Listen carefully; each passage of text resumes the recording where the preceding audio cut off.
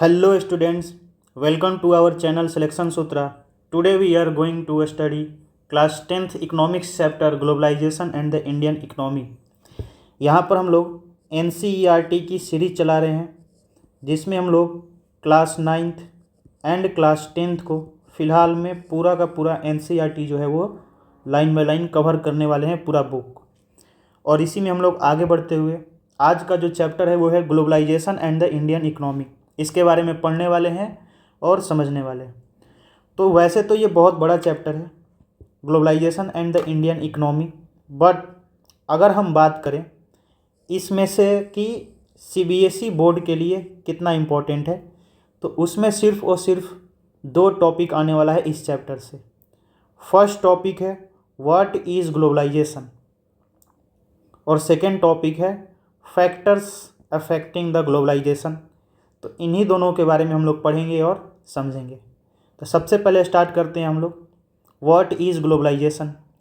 In the past 2 to 3 decades more and the more MNCs have been looking for the locations around the world which would be cheap for their production। MNCs का मतलब क्या होता है? तो MNCs का मतलब होता है मल्टीनेशनल कंपनीज। मल्टीनेशनल कंपनीज, अब मल्टीनेशनल कंपनीज कौन होती हैं? तो वैसी कंपनीज जिनका जो प्रोडक्शन होता है वो एक से ज़्यादा कंट्रीज़ में फैला हुआ होता है, उस तरीके की कंपनीज़ को हम लोग मल्टीनेशनल कंपनीज़ के नाम से जानते हैं। तो इन मल्टीनेशनल कंपनीज़ के आने की वजह से कब से आ रही है? तो ये पिछले 2 डिकेड से, यानी कि पिछले 10 साल से हमें 20 साल से देखने को मिल रहा है कि इस तरीके की कंपनीज बहुत ज़्यादा बाहर आ रही हैं और जो फॉरेन इन्वेस्टमेंट कर रही है। तो इनके वजह से जो पूरे दुनिया में चीज़ें जो हैं, लोकेशन जो हैं, उससे जो प्रोडक्शन है वो पहले के मुकाबले चीप हुआ है, सस्ता हुआ है। Foreign investment by the MNCs in these countries has been rising at the same time the foreign trade between countries has been rising rapidly. यानी कि MNCs जो हैं इनका दूसरे कंट्रीज़ में इन्वेस्टमेंट करने से, जैसे मान लो एक कंपनी है, जैसे आईफोन कंपनी है, एप्पल कंपनी जो है वो है कहाँ की कंपनी? तो USA की कंपनी है, बट वो अपने फॉरेन इन्वेस्टमेंट करके रखी है चाइना एंड इंडिया में भी अब कर रही है। यानी कि इंडिया में भी और चाइना में भी जो आईफोन है, आईपैड है, ये सारी चीज़ें बनती हैं। तो इससे क्या होता है कि वो बाहर से आकर के अपने पैसे को इंडिया में डाल रही है। तो इससे फॉरेन इन्वेस्टमेंट इंडिया में क्या हो रहा है? तो इंक्रीज हो रहा है इन्वेस्टमेंट। और इसी के साथ साथ फॉरेन ट्रेड के साथ साथ यहाँ पर जो सेम टाइम पर फॉरेन ट्रेड है दो कंट्रीज़ के बीच में, ये भी बहुत ही तेज़ी से इंक्रीज होते जा रहा है। लास्ट 20 ईयर्स में हम लोग देखे हैं कि इंडिया और USA का जो फॉरेन ट्रेड है वो पहले के मुकाबले बहुत ज़्यादा इंक्रीज हुआ है। A large part of the foreign trade is also controlled by the MNCs। इसी के साथ साथ ये भी है कि जो फॉरेन ट्रेड है वो भी MNCs के द्वारा कंट्रोल किया जाता है, और यानी मल्टीनेशनल कंपनीज क्या करती हैं तो उसको अपने साथ लेकर के अपने अकॉर्डिंग चलती है। जैसे एक एग्जांपल के तौर पर यहाँ पर बताया गया है, एक कार है मैन्युफैक्चरिंग प्लांट जो कि फोर्ड मोटर्स का है, इंडिया में मौजूद है। Not only produces car for the Indian market, it also export cars to the other developing countries and export cars components for it many factories around the world. तो अब जो Ford company है, Ford company ये सिर्फ अपनी manufacturing ही यहाँ पर नहीं कर रही है, बल्कि बहुत सारे कंपोनेंट्स को बना करके और यहाँ की गाड़ियों को बना करके दूसरी डेवलपिंग कंट्रीज़, जैसे कि एग्जांपल के तौर पर ब्राज़ील में या आसपास की कंट्रीज़ हो गई, बांग्लादेश हो गया, नेपाल हो गया, वियतनाम हो गया, इन सब, म्यांमार हो गया, इन सब कंट्रीज़ में क्या करती है? तो ये एक्सपोर्ट भी करती है। इससे क्या होता है कि इंडिया में भी लोगों को जॉब मिलता है और साथ ही साथ फॉरेन इन्वेस्टमेंट भी यहाँ पर बहुत सारा आता है। Likewise, the activities of most MNCs involve the sustainable trade। In the goods and also services. इसी तरीके से ये जो मल्टीनेशनल कंपनीज़ हैं वो दोनों तरीके से ट्रेड कर रही हैं आज के टाइम में, गुड्स में भी और सर्विसेज में भी। गुड्स का मतलब हम लोग समझ गए, जैसे फोर्ड कंपनी जो है वो गुड्स की सर्विसेज कर रही है। अगर हम लोग बात करें सर्विसेज की, गुड्स का एक्सपोर्ट करिए, सर्विसेज की बात करें अगर हम लोग, तो सर्विसेज में जैसे एग्जांपल ले सकते हैं, गूगल मौजूद है यहाँ पर, गूगल के अलावा यहाँ पर माइक्रोसॉफ्ट मौजूद है। ये सब कंपनीज क्या करती हैं, तो ये लोग सर्विसेज जो हैं वो एक्सपोर्ट करती हैं। यहाँ पर सर्विसेज को लोगों को हायर करती हैं, जॉब देती हैं और उन सर्विसेज को इस्तेमाल करती हैं पूरे वर्ल्ड में। इस तरीके से ये सिस्टम चल रहा है, एमएनसीज का सिस्टम। अगर इसका हम लोग रिजल्ट देखें क्या आया है, तो the result of the greater foreign investment and the greater foreign trade has been greater integration of the production and the market across the country. यानी ये जो पूरी तरीके से क्या हो रहा है कि फॉरेन इन्वेस्टमेंट बढ़ते जा रहा है, साथ ही साथ ग्रेटर फॉरेन ट्रेड भी बढ़ते जा रहा है, यानी महान दिन पर दिन बढ़ते जा रहा है। इससे सारी दुनिया जो है वो एक दूसरे के साथ इंटीग्रेट होते जा रही है। इंटीग्रेट मतलब एक दूसरे के साथ जुड़ते जा रही है, क्योंकि मान लीजिए ताइवान है एक कंट्री, वहाँ पर प्रोडक्शन होता है सबसे ज़्यादा सेमीकंडक्टर। और आज के टाइम पर सेमीकंडक्टर, आज क्या दुनिया में कोई भी ऐसा इलेक्ट्रॉनिक सामान नहीं है जो कि बिना सेमीकंडक्टर का बनता हो। तो इसके वजह से क्या होता है कि भले ही ताइवान एक छोटी सी कंट्री है, छोटा सा आइलैंड है, लेकिन इसकी इम्पोर्टेंस जो है वो बहुत ज़्यादा बढ़ जाती है पूरे वर्ल्ड में। क्योंकि अगर ये सेमीकंडक्टर बीच में से एक्सपोर्ट करना बंद कर देती है तो प्राइसेस या तो बहुत ज़्यादा इंक्रीज़ हो जाएगी या फिर वो अच्छे से कोई भी चीज़ें बन ही नहीं पाएगी। तो इसके वजह से पूरी दुनिया जो है वो क्या हो गई है, तो इंटीग्रेट हो गई है, एक दूसरे के साथ जुड़ चुकी है, प्रोडक्शन में भी और मार्केट के मामले में भी।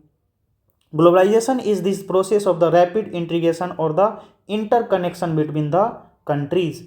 तो ग्लोबलाइजेशन हम लोग किसे कहते हैं, तो इसी बात को तो हम लोग ग्लोबलाइजेशन कहते हैं, जिसमें दुनिया एक दूसरे के साथ जुड़ने लगे और जुड़ने के साथ साथ क्या हो जाए, इंटरकनेक्टेड हो जाए, एक दूसरे के ऊपर इंटरडिपेंडेंट रहे। इस पूरे प्रोसेस को हम लोग किस नाम से जानते हैं, तो ग्लोबलाइजेशन के नाम से जानते हैं। MNCs are playing a major role in the globalisation process. आज के टाइम पर एमएनसीज ही सबसे बड़ा रोल प्ले कर रही हैं ग्लोबलाइजेशन को आगे बढ़ाने में। More and more goods and services, investment and the technology are moving between the countries. आज के टाइम पर ज़्यादा से ज़्यादा गुड्स भी एक्सपोर्ट हो रहे हैं और साथ ही साथ सर्विसेज भी। गुड्स यानी अलग अलग कंपोनेंट हो सकते हैं किसी भी इलेक्ट्रॉनिक सामान का, या फिर एक टॉय बना करके बेचा जा रहा है तो उसके भी कंपोनेंट्स हो सकते हैं, कोई भी कंपोनेंट्स होता है। गुड्स में वीट यानी एग्रीकल्चर प्रोडक्ट्स भी आ जाते हैं। लेकिन अगर बात करें सर्विसेज का मतलब, तो सर्विसेज में जैसे डॉक्टर, इंजीनियर एक्सपोर्ट करते हैं हम लोग। इसके अलावा टीचर्स और भी बहुत सारे स्वीपर्स, ट्रक ड्राइवर्स जाते हैं कनाडा में, ट्रक ड्राइवर्स, ये सारी चीज़ें हम लोग एक्सपोर्ट करते हैं। तो ये सब किस में आती हैं, तो ये सारी चीज़ें सर्विसेज में ही आती हैं। Most region of the world are in closer, यानी दुनिया में आज के टाइम पर क्या हो गया है कि ज़्यादा तो जो रीजन है वो एक दूसरे के नज़दीक आ गया है। किस वजह से, तो ग्लोबलाइजेशन के वजह से। Closer contact with each other than a few decade back, यानी आज से अगर कुछ दशक पहले की बात करें, यानी पिछले 10 या 20 साल पहले की बात करें, तो इतना ज़्यादा इंटरकनेक्शन नहीं था दो कंट्रीज़ के बीच में जितना आज के टाइम पर हो चुका है। Besides the movement of the goods, services, investment and technology, there is one more way in which countries can be connected। यानी ठीक है, गुड्स के बारे में हम लोग समझ गए, सर्विसेज के बारे में समझ गए, इन्वेस्टमेंट के बारे में समझ गए, टेक्नोलॉजी का आदान प्रदान हो गया, लेकिन इसके अलावा एक और तरीका है जिससे सारी दुनिया जो है वो कनेक्टेड है। वो क्या है, तो this is thought that through the movement of people between the countries, यानी जो ये पीपुल का मूवमेंट होता है, जो लोग एक जगह से दूसरे जगह जाते हैं, इससे भी दुनिया जो है बहुत ज़्यादा कनेक्टेड हो गई है। तो क्यों जाते हैं लोग, तो हो सकता है कोई इंडिया का व्यक्ति है जो हायर स्टडीज़ के लिए यूएसए जाना चाहता है या यूक्रेन जाना चाहता है, इन सब जगहों पर जाना चाहता है। लाइक बहुत सारे लोग डॉक्टर की पढ़ाई करने के लिए जाते हैं यूक्रेन में, यूएसए में जाते हैं एमबीए करने के लिए या फिर अच्छे जगह से इंजीनियरिंग करने के लिए। तो इस सब से भी तो दुनिया जो है वो एक दूसरे से क्या है, कनेक्टेड है। People usually move from one country to another country in search of the better income, better job और द बेटर एजुकेशन। यानी किस लिए जाते हैं, तो अच्छे पैसा मिल जाए, अच्छा जॉब मिले और साथ ही साथ अच्छा एजुकेशन मिले, इसके लिए लोग एक जगह से दूसरी जगह हमेशा जाते हैं। और ये भी ग्लोबलाइजेशन का ही एक पार्ट है। In the past few decades however there has been not much increase in the movement of the people between countries due to the various restrictions. अब क्या हुआ है कि अब नेशनलाइजेशन का जो दौर चला है, इसमें सारी कंट्रीज़ के जो लोग होते हैं वो ऐसा चाहते हैं कि हमारे कंट्री में आकर के कोई फॉरेन व्यक्ति आकर के हमारे जॉब्स को ऑक्यूपाई ना कर ले। इसलिए उस कंट्रीज़ में क्या हुआ है, बहुत सारे रिस्ट्रिक्शंस लगने लगे हैं कि आपको वीज़ा इतने दिन के लिए मिलेगा, इतने परमिट वीज़ा पर आ सकते हैं। इस तरीके से रिस्ट्रिक्शंस की वजह से पिछले कुछ सालों में देखने को मिला है हमें कि ये जो पीपुल का मूवमेंट है वो पहले के मुकाबले थोड़ा कम हुआ है, बढ़ने के बजाय। आगे चले तो हमारा नेक्स्ट टॉपिक है और यही लास्ट टॉपिक है हमारा, factors that have enabled the globalisation. यानी ऐसे क्या क्या फैक्टर्स हैं जिससे ग्लोबलाइजेशन जो है वो निकल करके सामने है और ग्लोबलाइजेशन होते हुए हमें दिखाई देता है। तो सबसे पहला है टेक्नोलॉजी। फर्स्ट याद रखेंगे हम लोग क्या है, technology. Rapid improvement in the technology has been one major factor that has stimulated the globalization process. For instance, the past 50 years have been seen several improvement in the transportation technology. यानी जो technology है इसकी वजह से जो globalisation का process है वो पहले के मुकाबले और तेज़ हो चुका है। अगर पिछले 50 सालों की हम लोग बात करें तो पिछले 50 साल में जो ग्लोबलाइजेशन है और जो ये टेक्नोलॉजी है वो दिन पर दिन बहुत ही ज़्यादा इम्प्रूव होते जा रहा है। और इसको हम लोग ट्रांसपोर्टेशन फैसिलिटी में देख सकते हैं कि ट्रांसपोर्टेशन में टेक्नोलॉजी का आज के टाइम पर कितना तेज़ी से यूज हो रहा है। This has made the much faster delivery of the goods across the long distance possible at lower cost. यानी पहले के मुकाबले आज के टाइम पर क्या हो रहा है, तो दूर दूर तक जो है वो सामानों का, गुड्स का व्यापार हो रहा है, लेकिन पहले के मुकाबले कम पैसे में और कम पैसे के साथ साथ कम टाइम में भी ये डिलीवरी हो पा रही है। और इसी का एक एग्जांपल यहाँ पर देखने को मिलता है, containers for the transport of the goods. जो आप लोगों को ये फिगर में दिखाई दे रहा है ये सब कंटेनर्स हैं, जो ये भी एक टेक्नोलॉजी के पार्ट हैं। इनके आने की वजह से क्या हुआ है कि बहुत ही तेज़ हो गया है, टाइम बहुत ही कम लगता है गुड्स को एक जगह से दूसरी जगह ट्रांसपोर्ट करने में और बहुत ही आसानी के साथ हो जाता है। Goods are placed in the containers that can be loaded intact into the ships, railway, planes and trucks। यानी क्या कहता है, तो सबसे पहले जो भी गुड्स को एक्सपोर्ट करना रहता है उनको इन कंटेनर्स के अंदर डाल दिया जाता है और कंटेनर्स के अंदर डालने के बाद इनको शिप के थ्रू, रेलवे के थ्रू, प्लेन्स के थ्रू, ट्रक के थ्रू जैसे भेजना है उस तरीके से इसको एक जगह से दूसरी जगह पर एक्सपोर्ट कर दिया जाता है। Containers have led a huge reduction of the port handling cost, has increased the speed with which the export can reach market। यानी इन कंटेनर्स के टेक्नोलॉजी के आने की वजह से क्या हो गया है कि आज के टाइम में गुड्स को जो हैंडल करने की कैपेसिटी है वो बहुत ही आसानी से हो जाती है और कैपेसिटी बढ़ चुकी है। साथ ही साथ कॉस्ट जो है वो कम हो चुका है, स्पीड जो है वो बहुत ही तेज़ हो चुका है, बहुत ही जल्दी एक्सपोर्ट हो जाता है कोई भी एक जगह से दूसरी जगह। The cost of the air transport has fallen, this has enabled much greater volume of the goods being transported by the airline. इसके अलावा अगर बात करें हम लोग तो जो एयरलाइन है यानी एयर से जो ट्रांसपोर्ट होता है, जैसे हवाई जहाज़ से, प्लेन से जो ट्रांसपोर्ट होता है, उसके भी कॉस्ट पहले के मुकाबले कम हो चुके हैं, जिसकी वजह से क्या होता है कि आसानी से एक जगह से दूसरी जगह हम लोग एक्सपोर्ट कर लेते हैं और बहुत ही जल्दी किसी भी सामान को एक कंट्री से दूसरे कंट्री में एक्सपोर्ट किया जा सकता है। Even more remarkable have been the development in the information and the communication technology. इसके बाद हम लोग टेक्नोलॉजी में बात करें तो नेक्स्ट हम लोग टेक्नोलॉजी के बारे में बात करेंगे। तो नेक्स्ट टेक्नोलॉजी जो है वो है इंफॉर्मेशन एंड कम्युनिकेशन टेक्नोलॉजी के बारे में। वो क्या होता है? तो किसी से बात करना, किसी के थ्रू कोई भी सामान के लिए भी करना है, इंटरनेट का, इन सब चीज़ों की टेक्नोलॉजी के आने की वजह से क्या हुआ है कि चीज़ें आसान हो चुकी हैं पहले के मुकाबले। In the recent times technology in the area of the telecommunications, computers, internet has been changing rapidly. यानी पिछले कुछ डिकेड्स की बात करें हम लोग, तो टेक्नोलॉजी जैसे कि टेलीकम्युनिकेशन में, यानी एक दूसरे से बातचीत करने के मामले में कंप्यूटर्स आ चुके हैं, इंटरनेट आ चुका है, इससे बहुत ही ज़्यादा तेज़ी से ये रैपिडली चेंज होते जा रहा है। Telecommunication facilities like telegraph, telephones including the mobile phones, fax are used in the contact of one to another around the world to across the information instantly and to communicate to the remote areas। तो आज के time में क्या हो गया है कि बहुत ही आसान हो गया है किसी के साथ व्यापार करना, किसी के साथ ट्रेड करना और किसी के साथ contact banana through the telegraph के माध्यम से, फैक्स के माध्यम से किया जा सकता है। फ़ोन्स आ चुके हैं, इन सब से बहुत ही आसानी से कोई भी चीज़ों का, अपने बातों का आदान प्रदान किया जा सकता है और किसी भी चीज़ को कहीं से भी ऑर्डर किया जा सकता है। This has been facilitated by the satellite communications devices as you would be aware of the computer have now entered almost the every field of the activity.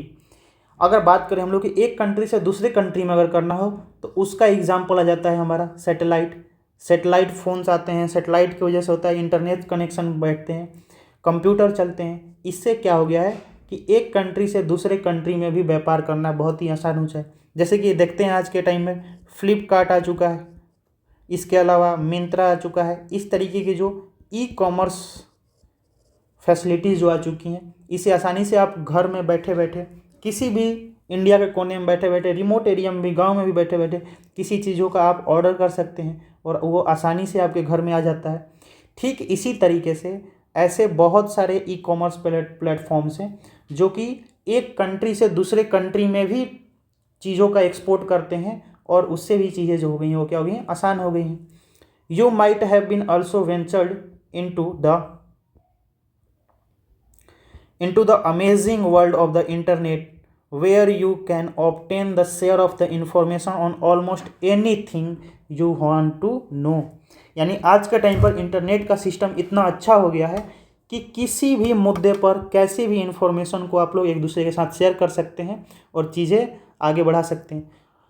जैसे फॉर एग्जांपल मान लो आप एक कपड़ा का दुकान करने वाले हैं, क्लोथ्स का, और आपको सस्ते कपड़े मंगाना है, चाइना से मंगाना है, तो क्या कर सकते हैं आप? चाइना जो है वो आसानी से ईमेल के थ्रू या फिर टेलीग्राफ के थ्रू, फैक्स के थ्रू अपने इन्फॉर्मेशन को भेज सकते हैं, इंटरनेट के थ्रू बता सकते हैं कि मुझे ये चीज़ें चाहिए, और वहाँ से फिर जो लोग इसको एक्सपोर्ट करने वाले लोग होंगे वो आपके साथ कम्युनिकेशन करेंगे।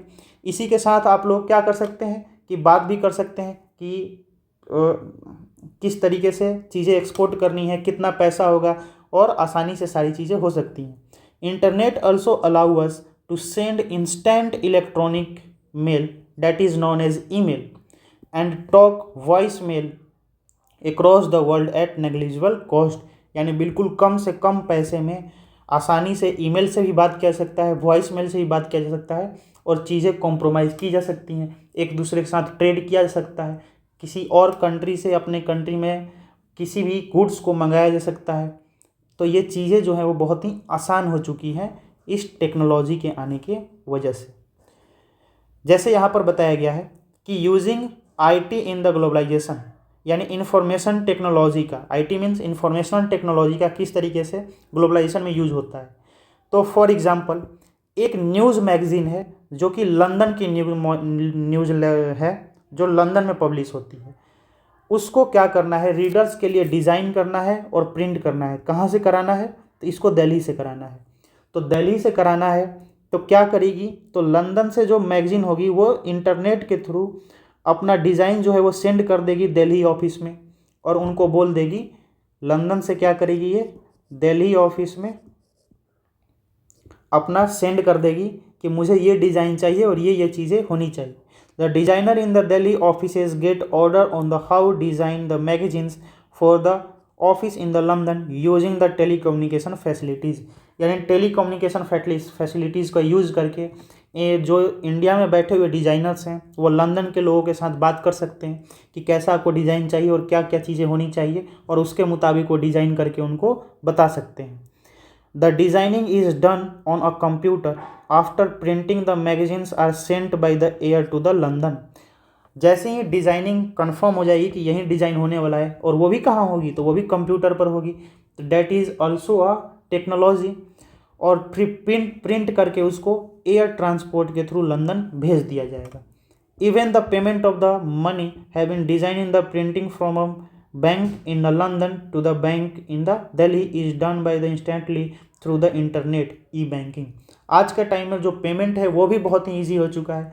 अब जब उनको सेंड कर दिया गया तो वो आसानी से पेमेंट कर सकते हैं। कैसे पेमेंट कर सकते हैं, तो वो ई बैंकिंग के थ्रू पेमेंट कर सकते हैं, और आसानी से पेमेंट भी जो है वो दिल्ली में वो ट्रांसफ़र हो जाएगा, आ जाएगा।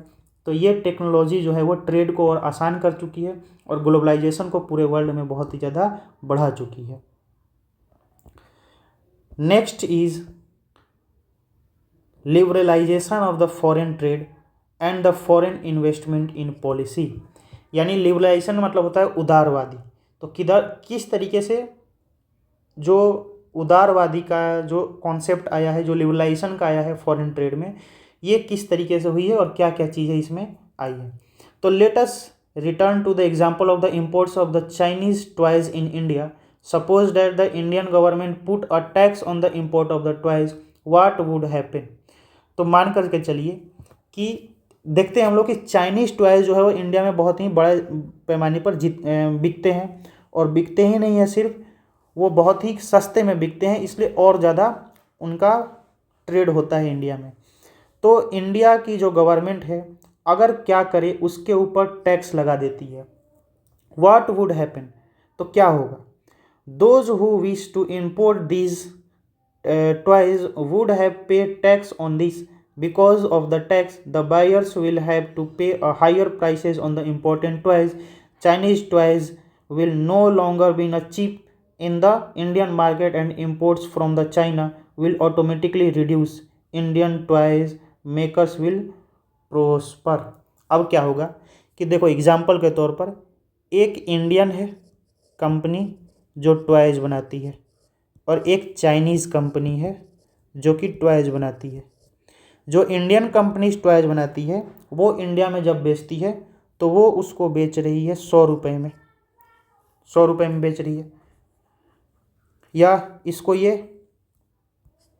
110 रुपये में बेच रही है, 110 रुपये में बेच रही है। और चाइनीज़ टॉयज सेम टॉय को जब यहाँ पर बेच रही है, फॉरेन से ला करके यहाँ यानी चाइना से ला करके इंडिया में बेच रही है, तो ये यहाँ पर बेच रही है कितने रुपये में, तो 100 रुपये में बेच रही है। इसके वजह से चाइनीज़ टॉयज सस्ती है तो चाइनीज़ टॉयज ही सभी लोग खरीदेंगे और इंडियन टॉयज नहीं खरीद पाएंगे। लेकिन गवर्नमेंट को क्या करना है कि इंडियन टॉयज को बढ़ाना है, यानी जो हमारी डोमेस्टिक मार्केट है इसको बढ़ाना है, घरेलू मार्केट को। तो इसके लिए इंडियन गवर्नमेंट क्या करेगी कि इस चाइनीज़ टॉयज के ऊपर, इम्पोर्ट्स के ऊपर एडिशनल 20% का टैक्स लगा देगी। 20% क्या लग जाएगा, इनके ऊपर टैक्स लग जाएगा। तो जब 20% टैक्स लग जाएगा तो अब ये जो टॉय है चाइनीज़ टॉयज, ये कितने की हो जाएंगी, तो ये हो जाएंगी अब 120 रुपये की। लेकिन इंडियन टॉयज को तो बाहर से एक्सपोर्ट नहीं करना है, तो ये कितने की रहेंगी, तो ये अभी भी रहेगी 110 रुपये की। अब कौन खरीदेगा लोग, तो अब लोग जो है वो इंडियन टॉयज को ख़रीदना पसंद करेंगे। इस तरीके से क्या होता है कि अपने मार्केट को, अपने डोमेस्टिक मार्केट को इम्प्रूव किया जा सकता है, और चीपर चीज़ों को, जो सस्ती चीज़ें होती हैं उनको महंगा किया जा सकता है। Tax on the import is an example of the trade barrier, यानी ये जो टैक्स का आपको सिस्टम बताए हैं इसको ट्रेड बैरियर के नाम से जाना जाता है। ट्रेड मतलब हो गया व्यापार, और बैरियर मतलब एक रोकने वाली चीज़ है। इसको बैरियर क्यों कहा जाता है, तो बैरियर इसलिए कहा जाता है कि ये एक तरीके का रिस्ट्रिक्शन लगाया जा रहा है, किसके द्वारा, तो एक गवर्नमेंट के द्वारा उसके ऊपर रिस्ट्रिक्शन लगाया जा रहा है कि वो बाहर की चीज़ें ला करके हमारे यहाँ ना बेच सके, उस पर रोक लगाया जा रहा है। Government can use the trade barrier to increase और decrease regulate foreign trade and decide to what kind of the goods and how much of the good each should come into the country. यानी ये जो trade barrier है ये company का government का एक तरीके से हथियार होता है, यानी एक तरीके से ये वेपन होता है जिसका यूज करती है गवर्नमेंट रेगुलेट करने के लिए, यानी ये चीज़ें अपने अकॉर्डिंग करने के लिए कि किन गुड्स का इंडिया में व्यापार ज़्यादा होगा और किन गुड्स का व्यापार नहीं होगा, ताकि उसके हिसाब से इंडिया का जो डोमेस्टिक मार्केट है उसको इम्प्रूव किया जा सके और उसको आगे बढ़ाया जा सके। The Indian government after the independence had put the barrier to the foreign trade and the foreign investment. This was considered the necessary to the protect producers within the country for the foreign competition. अब ये जो Indian government है, जब हमारी country 1947 में आज़ाद हुई थी तो यहाँ के लोग जो हैं वो डरते थे, क्योंकि यहाँ पर जो ईस्ट इंडिया कंपनी थी वहीं आकर के हम लोग पर राज की और 200 सालों तक यहाँ पर ब्रिटेन का राज रहा।